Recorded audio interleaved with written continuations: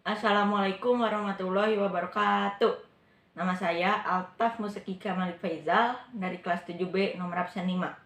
Kali ini saya akan menjelaskan tentang kesinambungan antara masa Hindu-Buddha dengan masa Islam di Indonesia.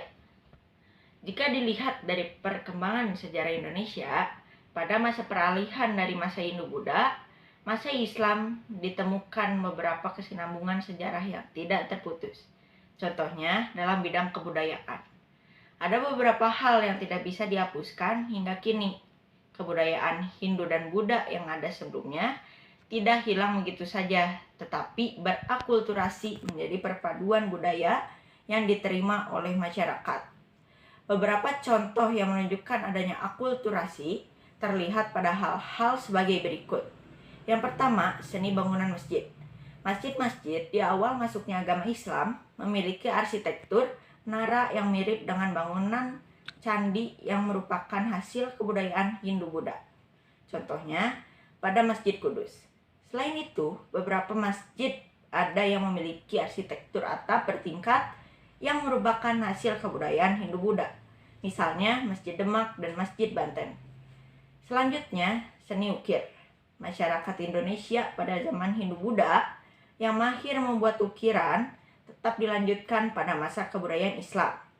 Hanya saja, pada masa Islam hasil ukiran dimodifikasi untuk menghilangkan atau menyamarkan lukisan yang menyerupai makhluk hidup yang memang dilarang dalam fatwa Islam. Ukiran-ukiran pada masa itu diubah menjadi pola-pola tumbuhan dan pemandangan yang dihiasi dengan kaligrafi Arab. Capricornus yang merupakan seni ukir pada masa itu tetap berkembang secara berkesinambungan. Yang selanjutnya adalah dalam bidang politik. Kesinambungan dalam bidang politik terdapat pada sistem pemerintahan yang tetap dijalankan pada masa kerajaan Islam.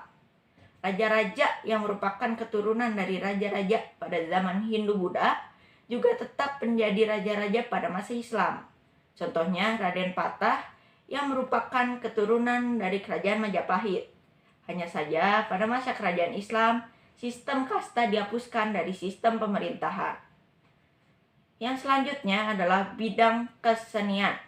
Kesenian juga tetap berjalan secara berkesinambungan. Para wali atau para sunan ketika itu tidak serta-merta menghapuskan pertunjukan atau kesenian yang ada. Mereka memanfaatkan kesenian untuk melaksanakan dakwah.